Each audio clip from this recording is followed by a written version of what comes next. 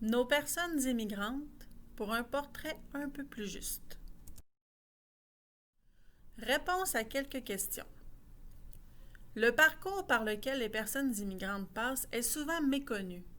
Au cours des dernières années, auprès de nos clients et avec l'expérience professionnelle et personnelle de nos intervenants de chez Stratégie Carrière, nous avons soulevé plusieurs questions récurrentes provenant de la population québécoise.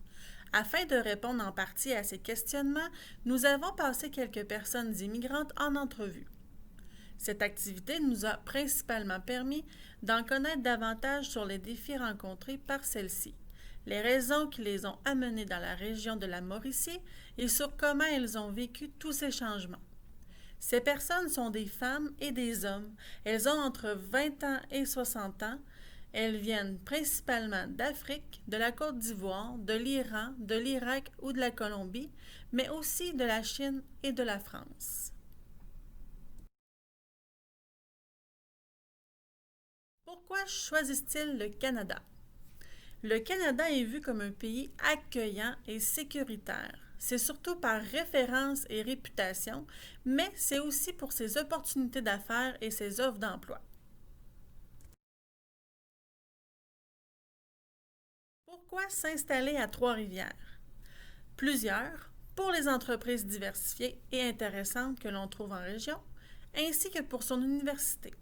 Pour les réfugiés, ceux-ci sont dirigés vers la région suite à leur demande, puisque Trois-Rivières fait partie des 14 villes désignées au Québec pour les accueillir. J'aime vraiment la ville de Trois-Rivières. J'ai séjourné 3 mois à Montréal et vraiment, je préfère la tranquillité et la verdure de Trois-Rivières. Les gens sont accueillants et tout est facilement accessible.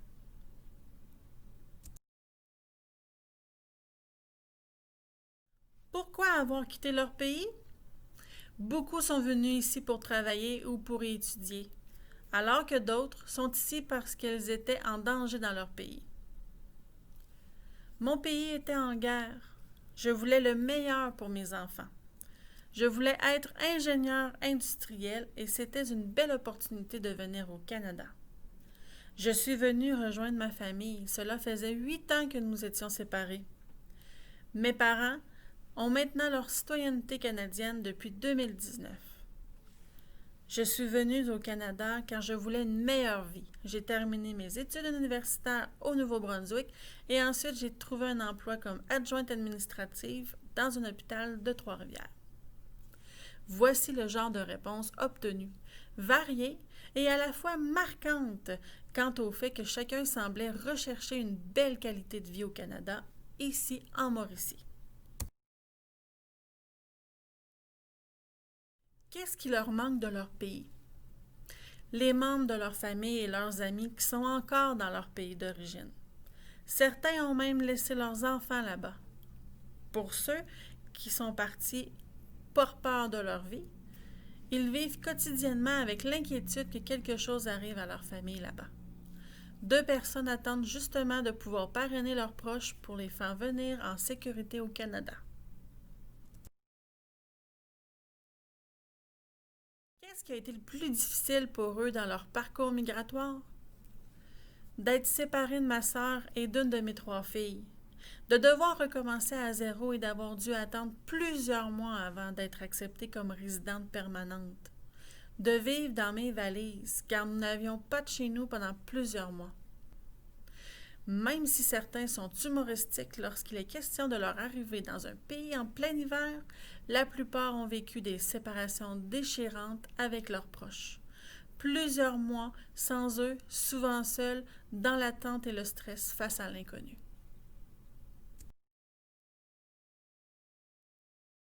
Comment vivent-ils notre belle saison d'hiver?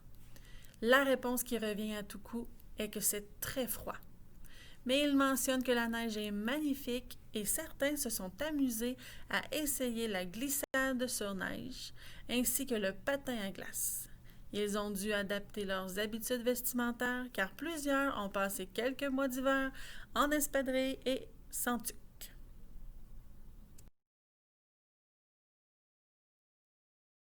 Qu'est-ce qui leur a surpris le plus de la culture québécoise? leur façon de parler, accent, expression, ton de voix, entre eux, qui changent de place en place. Ce n'est pas tous les Québécois de Trois-Rivières qui parlent pareil. Comment leur est venue l'idée de boire et de bouillir l'eau des érables? Article écrit par Priscilla Bergeron, relationniste pour l'emploi chez Stratégie Carrière.